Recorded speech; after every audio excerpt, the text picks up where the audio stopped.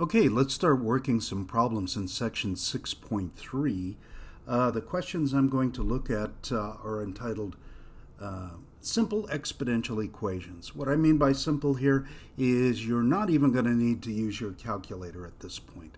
Later on, with more difficult problems, we shall have to use our calculators, but the problems at the end of this section are simple enough that we should actually be able to get by without it. Okay? Let's go ahead and look at number 34 first, okay? So you want to solve for x in each case, okay? All the way through, solve for x or whatever the variable is. I think they're all x, as a matter of fact, in all of them, okay? Solve for x. Here's the question. 2 to the x plus 5 power is 16, okay? Now, what you're going to do is take a look at these. The base in this particular problem is 2. Over here I've got 16. Can you think of a number, an easy common base for the two of these? Well, I'm thinking about 2 itself. Do you see that 16 is actually 2 to the 4th power? Okay, so I've just simply rewritten the problem this way. This is equivalent to this, right? Now, this is an exponential function. We can think of it this way. The function f of x equals 2 to the x, right? Now, exponential functions are one-to-one functions, okay? So I've got a particular y value. With one-to-one functions, if I have the function evaluated at an x1 and an x2 and they're equal, I get the same y value out of these. The only way that can happen is if x1 and x2 are equal. So with one-to-one functions, if f evaluated at x sub 1 is equal to the function evaluated at x sub 2, these two, x1 and x2, must be equal. That's not true for all functions, right? If a function isn't one-to-one, for example, the squaring function, just because the square of two numbers are equal doesn't mean the original numbers are equal, right? But exponential functions are one-to-one. They pass the horizontal line test. So what I'm saying in this particular case is I've got the function f here evaluated at x plus 5, and what?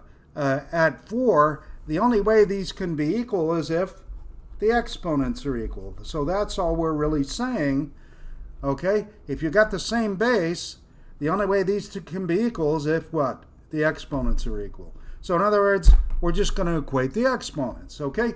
Now I'm going to be using this same principle throughout, so I hope you understood this here. So now I'm just going x plus 5 equals 4, subtract 5 on each side, and we can do that in our heads. X is negative 1, okay? Very simple, okay? So keep this in mind. Think about the base you want to use in each case, okay? Let's look at 38 here. In 38, I've got 1/3 to the x minus 4 power is 1 over 27.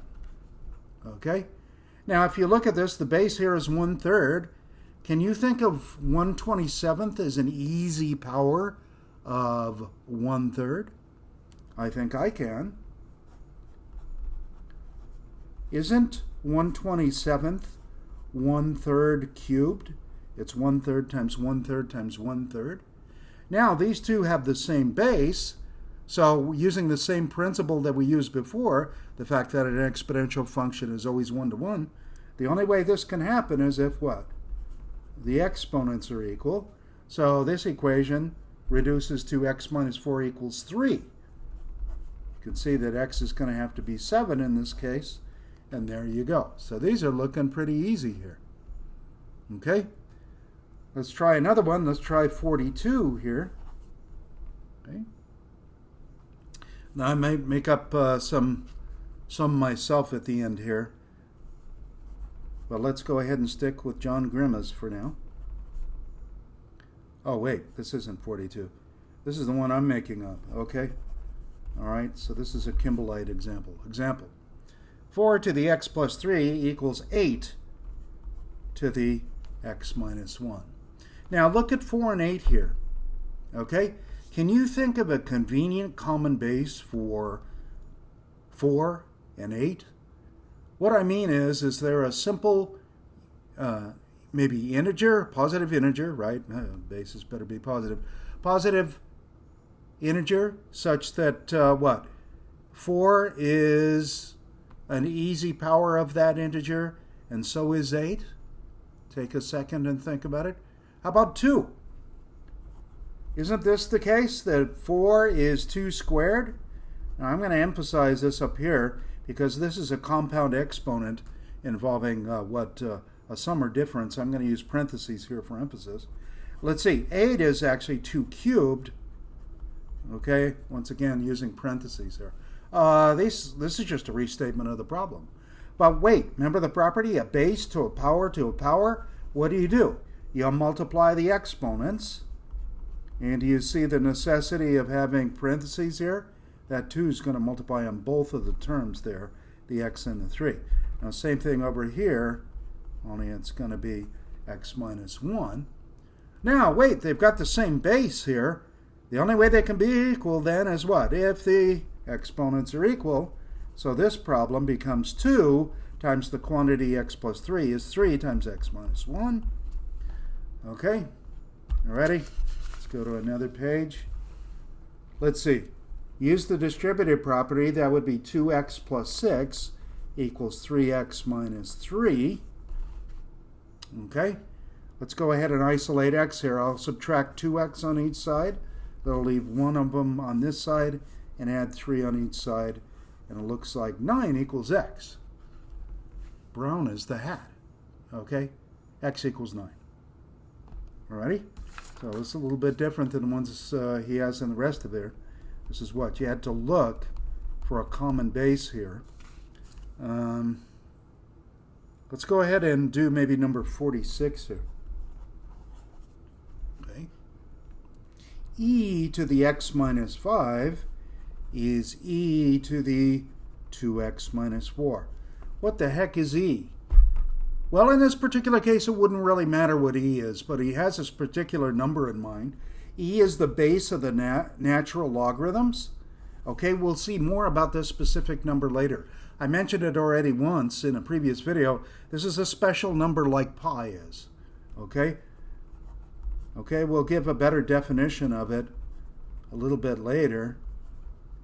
But I know some digits of this, just like you know some digits of pi here. E is the base of the natural logarithms. It's 2.7182818284590. I don't know it from there. Okay, that's as many digits as I know. But it's a particular special number, and you can get that on your calculator. You might try it, get e on there, and see if you can't get this number up here, or e to the first power, and you'll have that number. Okay? Okay, I'm just saying that. Really doesn't matter what these are, so long as what? These are the same base. Remember, bases are positive numbers, not equal to 1, right? Okay, but these are the same, but it happens to be that. How can these two be equal anyway? Well, once again, from the one-to-oneness of an exponential function, any exponential function, you can equate the exponents once you've written it in this form. So I think I did my arithmetic correctly there. So it looks like x is negative 1. Okay, let's try one more, cram it in here, 48. Okay, no need for calculators at this point. Good deal. Okay. And then I think I'll go ahead and make up one more myself here. Okay, here I've got a product here, right? This is how it's written. He's got times here. Well, you've got what? The same base. Well, what are you going to do with the exponents? Oh, if you've got a common base, what you do with the exponents is what? You add the exponents, right? Okay. So now this becomes what? E to the 4x minus 4 is equal to e to the second power. There you go. All right. Now what has to be true? 4x minus 4 has to be 2. That implies that 4x is 6. And that in turn implies that it's 6/4 or 3/2. So x is 3/2 here. Now you could always come back with your calculator and actually check all these solutions, right? Just plug them back into the original and it should work out. Okay? All right, let's make up one last example. I'm not sure how pretty the answer is going to be, but here it is. I'm going to make it up here. Okay, let's maybe try one more last example here. 27 to the x equals 9 to the 2x minus 5. Okay. Can you see a convenient common base here? Okay. Can you see one? How about 3? Isn't that 3 cubed? And how about this one? 3 squared. Okay. So now I'll write them both with the common base 3. Now here I've got a base to a power, so I'm going to multiply these. 4x minus 10, right?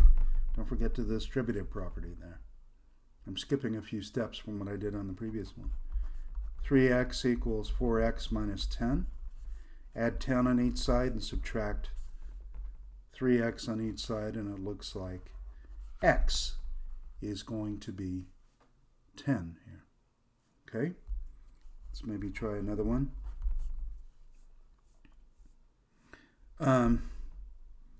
Let's maybe try something here. I don't know. 1/2 or 1 over 2 to the x plus 3 is equal to 8 to the 5x minus 4. Okay. All right. Do you see a convenient common base here? Okay. Maybe 2. Okay. Now, here's what we want to think of if we're going to use 2 here. Do you see, let me rewrite this just for a moment here. I've got the x plus 3 working on the 2, right? All right. Can you see that's actually going to be the same thing as this?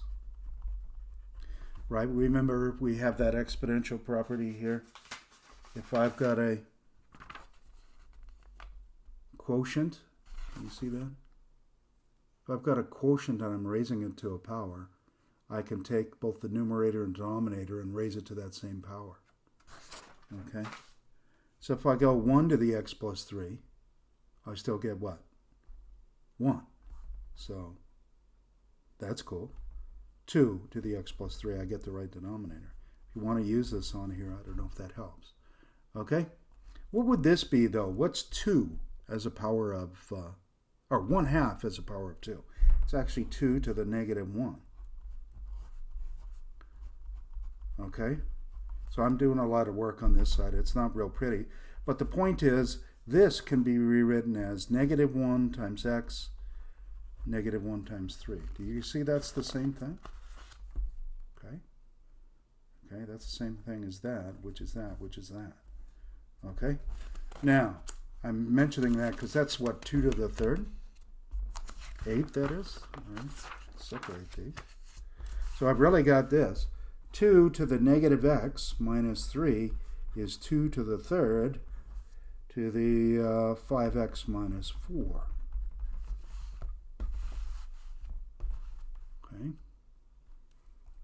Okay, you can see that means, let's just look at the exponents then. If I was to write them both to the second power, the power over here would be 3 times 5x minus 4, like that. So I've got negative x minus 3 is 15x minus 12. Okay. Let's maybe add x on each side. I would get 16 over here. Okay. Add 12 on each side and we'll get 9 over here. Okay. And what is x? 9 over 16. Okay. You could check that on your calculator. Well, that gives you some examples of problems that you might want to look at there. You didn't need a calculator with these. Okay? Next thing we'll cover here, we'll talk about logarithms.